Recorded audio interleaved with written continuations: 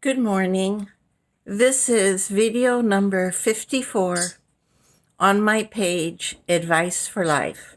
And today, I was wondering if we could talk about a follow-up to the previous video, Civic versus Authentic Adult Authority. So one of the problems that presents itself with a civic authority is that the people who are given civic authority are given, it seems, absolutely no training in certain subjects that would be essential for anyone who has a job that entitles them to civic authority. For one, the training needs to change. Training needs to include the following subjects. For one, an understanding of what their areas of action can be and what their areas of limitations are. For instance, police have to be trained very carefully that their job is to detain and bring to arrest. It is not their job to mistreat or to punish people whom they think are guilty. It's just not their job. If they think someone is guilty and they need to arrest that person, they need to do so firmly without mistreatment or lack of courtesy or respect. This is serious, really. And let the judge and jury decide their guilt. That's the way the law works. And many policemen think they are the law. They are not. Policemen are not the law. They are authorized to legitimately detain and arrest, and that's all. They're not allowed to judge, to mistreat, to beat up, or to kill. That's not their job, unless their lives are being directly threatened, but that in a very real sense. Now, for many years in England, policemen were unarmed. I don't know if they're still unarmed today. They have a baton and that's it. And when British police do need to shoot someone, they don't shoot to kill. They shoot to stop them. They shoot in the legs. So there was a case in both countries. In Britain, a suspect was being put under arrest, but he was about 10 or 15 feet away from the police, and he was waving a sword or some sort of a machete. What did the police in England do? They simply shot him in the leg, and he became harmless. And then they arrested him and sent him to the hospital, and he was treated, and then he went through the judicial system. What happened in America when a very similar occurrence happened? The suspect was waving a machete or a baton or a sword or a saber, I don't know. And the police, instead of shooting him in the leg to stop him, shot him dead. What is this business about killing? The man was no threat to anyone. They were too far away. He didn't have a gun. In another instance, police have justified the killing of someone because they mistook his cell phone in his hand for a weapon. Well, if you're not sure if a cell phone in the hand is a weapon or not, don't shoot to kill. Shoot him in the leg. If he's still holding the cell phone, shoot him in the arm. But for Pete's sakes, don't take someone's life when it's no immediate threat to you. So that's one thing that's important in training, to make the limits of authority clear.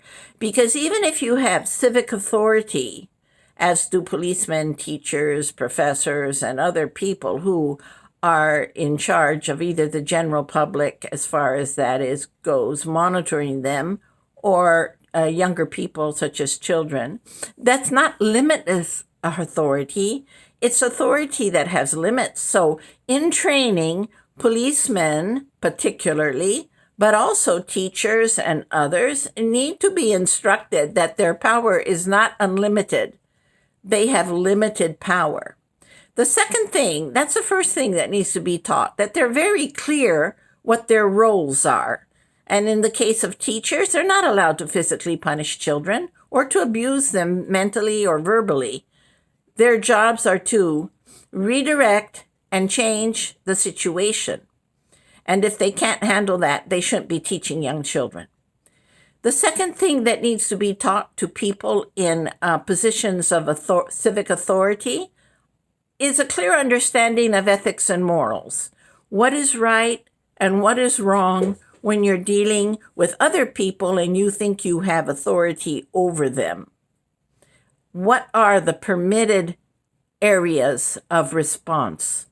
That needs to be taught. Ethics needs to be taught in our middle schools, in our high schools, and in college. It should be mandatory to teach civic and personal ethics. Now, I'm not talking about religion, because obviously some people have very strong religious convictions and they shouldn't be obliged to study someone else's religion if they don't want to. But I'm talking about civic ethics, legal ethics, moral as far as the ethics goes. They need to have an understanding of these perspectives and what is acceptable and not acceptable behavior. There sometimes develops a mentality of authority.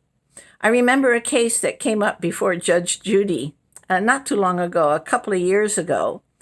A man worked for an HOA, and he was armed, but apparently he was illegally armed. He had an open carry.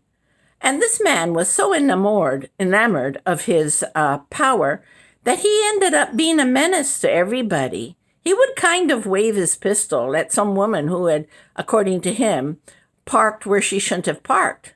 And there was an altercation in which the woman said, "But I live right here. I'm parking on the curb in front of my own house." And he would just reply like a robot. Section 4, Article 34B states that. And that's all he did. Even in the program with Judge Judy, he kept blurting out all these articles. Of course, he was removed from his job. He was voted out. But he was a menace. He became so in love with his authority or perceived authority that he became abusive. And so people who have a tendency to be abusive, please look, and who want to control other people, and they get a great deal of satisfaction in that, look at your own lives and the areas in which you need to be more self-controlled. Are you tremendously overweight, as was this person in the from the HOA?